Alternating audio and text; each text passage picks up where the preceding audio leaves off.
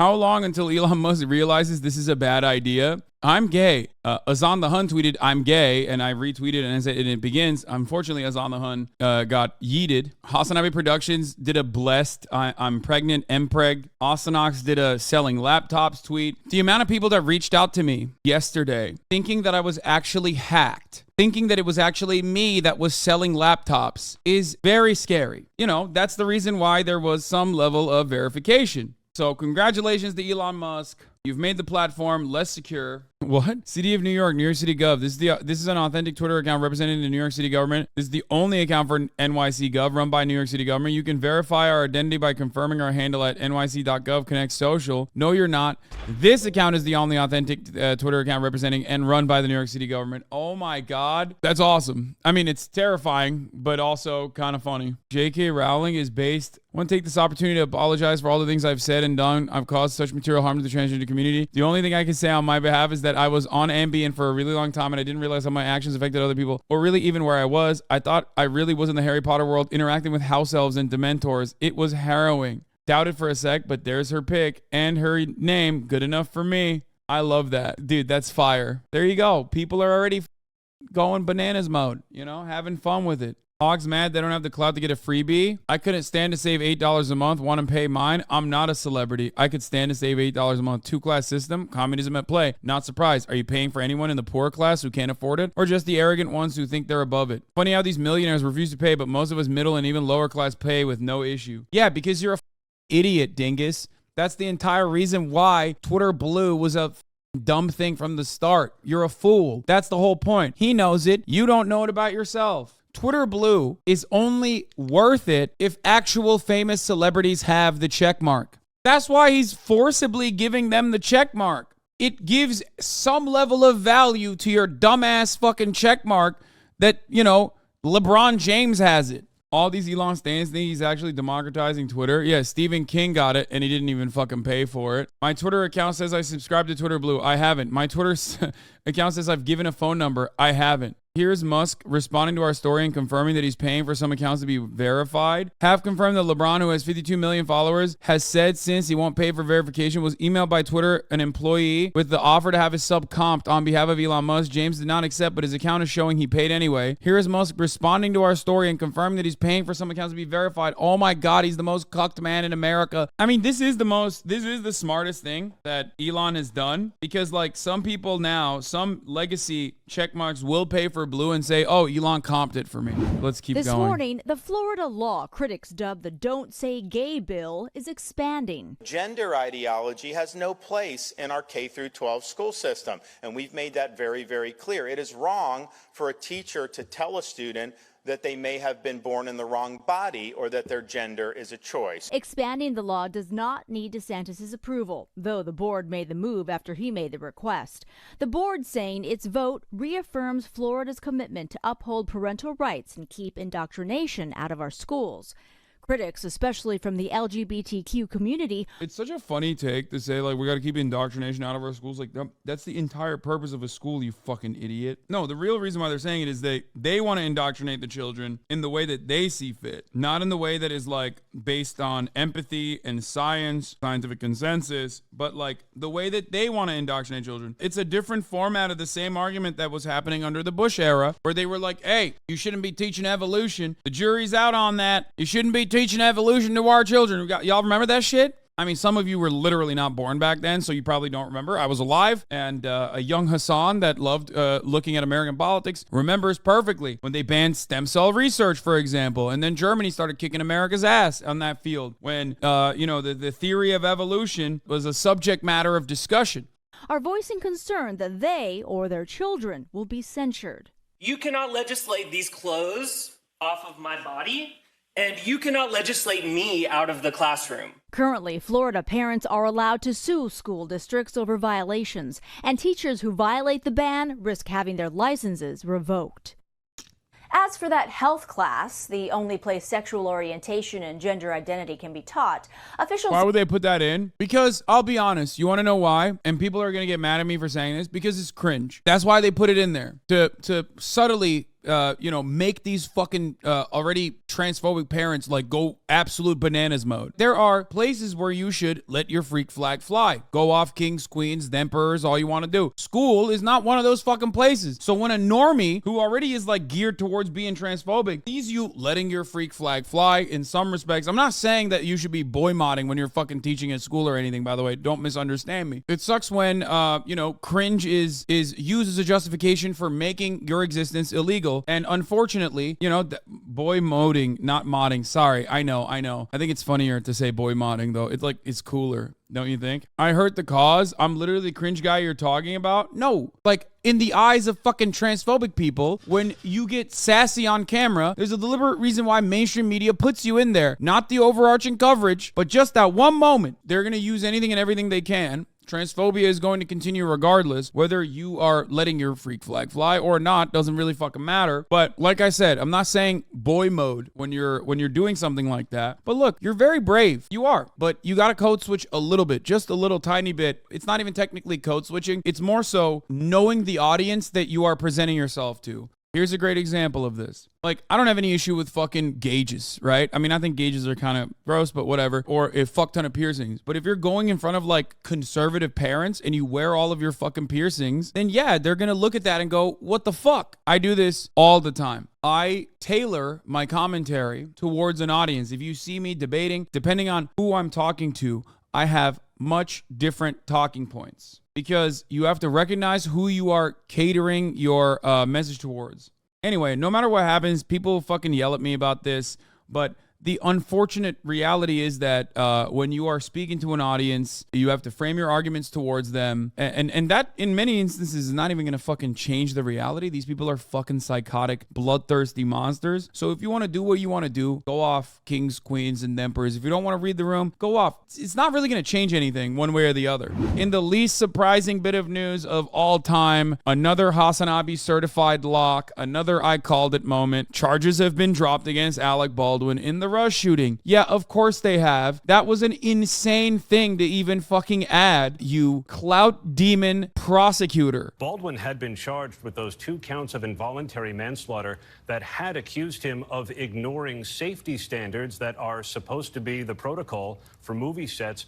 They also really said that Alec Baldwin was negligent as the lead producer on the film, and there were enhancements included in those charges, Kira, that would have called for some significant prison time had he been found guilty. Yeah, that would have been insane. I talked about this at the time and everybody got fucking mad at me. But like, as an individual actor, charging him for this is insane. As a producer, potentially, it's like almost a RICO in that regard, where like you have to prove like a deliberate attempt. And I guess you could do that technically. Cost cutting and that stuff would not be warrant criminal liability. No, in the world that we live in, cost cutting does not warrant criminal liability. There's a difference between what I think should happen versus what I know will happen. When I'm talking about what I know will happen, yes, I knew that like it was insane to fucking criminally consider him criminally liable. People tried to make the argument that like actors should actually unload the gun and check it themselves. Why would the fuck would there be an armorer or a person handling these lethal props if that was the case? The moment that a fucking actor handles the gun themselves, you already have destroyed that. You've destroyed the safety measures that are put in place in the industry. I had this argument over and over again, and for some weird reason, people refuse to see it.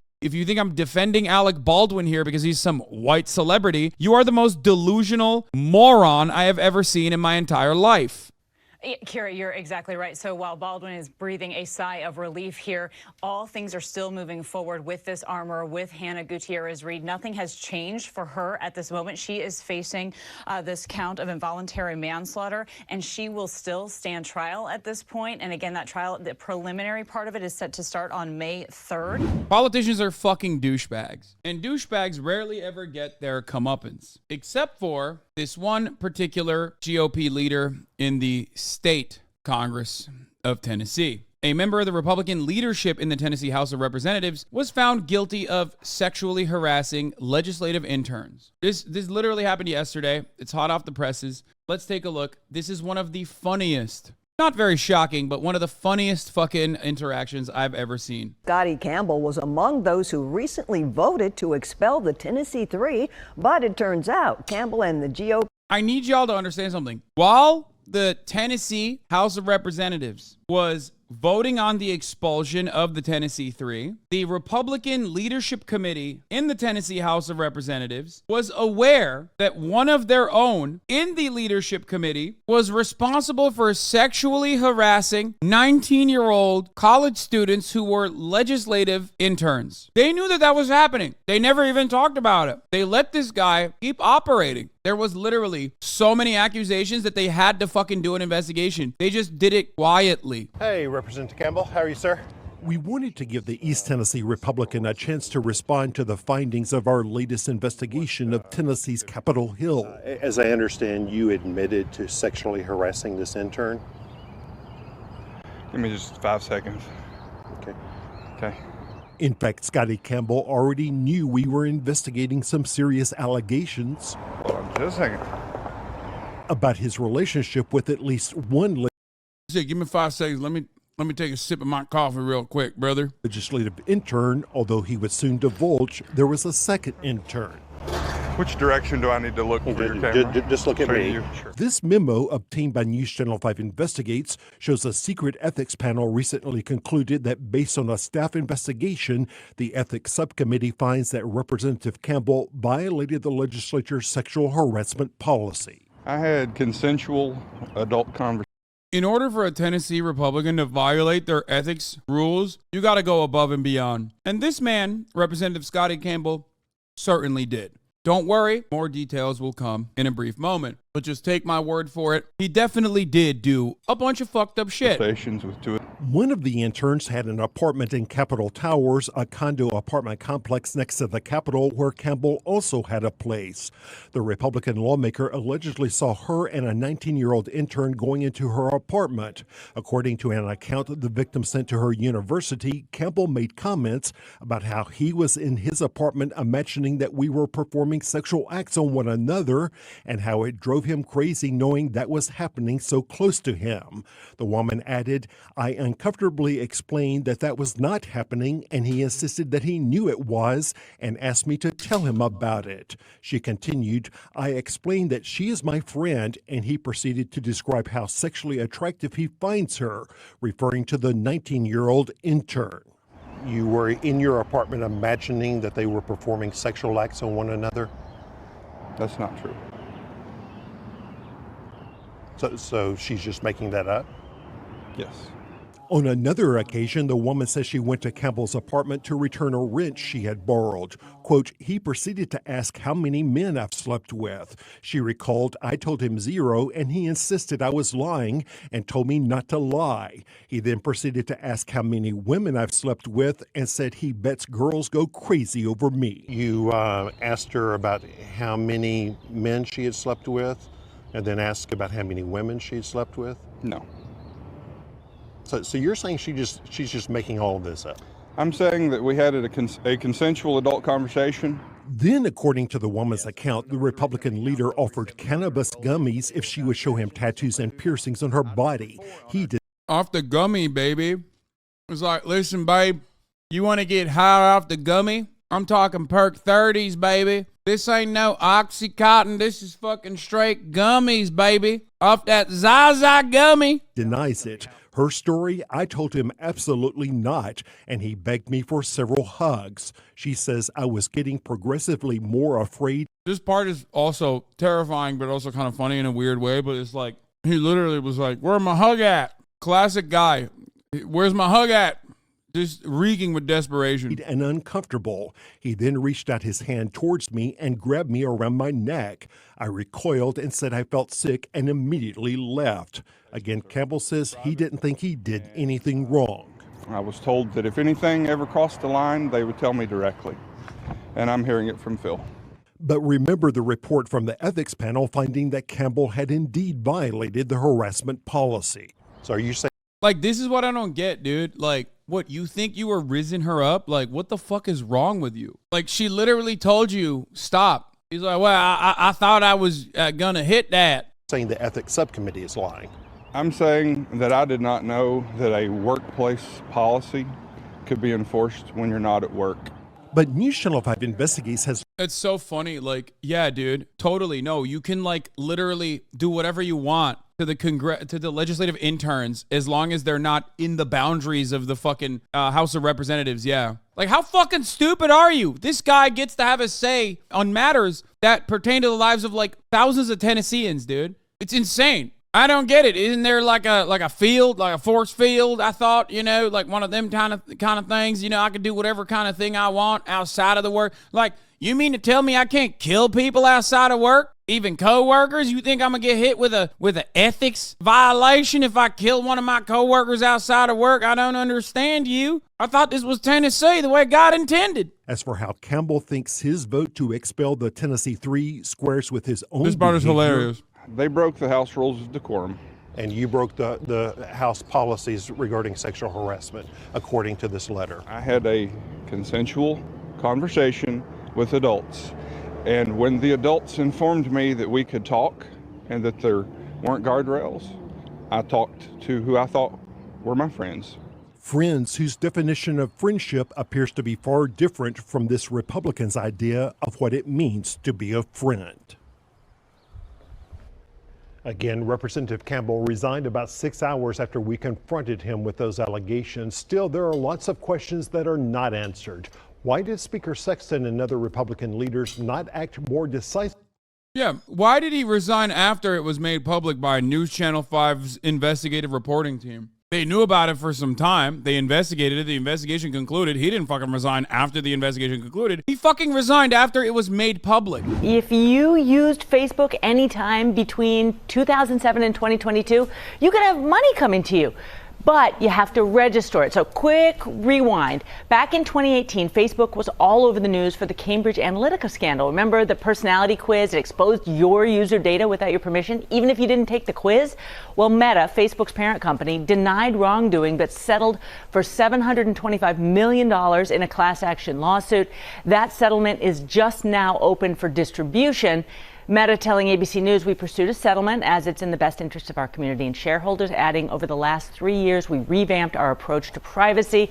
We look forward to continuing to build services people love and trust with privacy. Guys, get in on that class action lawsuit so you can get a whole whopping fucking 13 cents. There are no consumer protections, bro. At the forefront, Rebecca. So that handles some of it, but for people who want to do this, you have to... Why are you mad that they're holding them accountable? Bro, your data was fucking used in an insane way. And Facebook's punishment for each individual who has like done this is like $787 million from Fox News to one company is good. It's a pretty solid defamation award, right? To Dominion. 8 cents for every fucking Facebook user for this level of like privacy breach is nothing. To register, how do you do that, and how much money are we talking about, Becky? Right. Well, one of those questions is unanswerable. So let's go to the ones that we can answer. To register, Facebook will notify users about the settlement using the notifications icon at the top of your Facebook page if you qualify. Or you can check out a Facebook user privacy settlement website where you enter your Facebook information and how you'd like to receive payment. As for the amount, that is not knowable right now. The math goes something like this. $725 million minus legal fees divided by all the people who register, which could be millions, maybe tens of millions of people. I became a journalist because I was told there'd be no math, and I do not want to have to do the math on this one. Becky, I think it's going to be 37 cents. I'm only kidding. But unfortunately, after the legal fees, it tends to be not that much, but good for people to go out and register because showing that you care about this and the outcome, important as a consumer. Privacy first.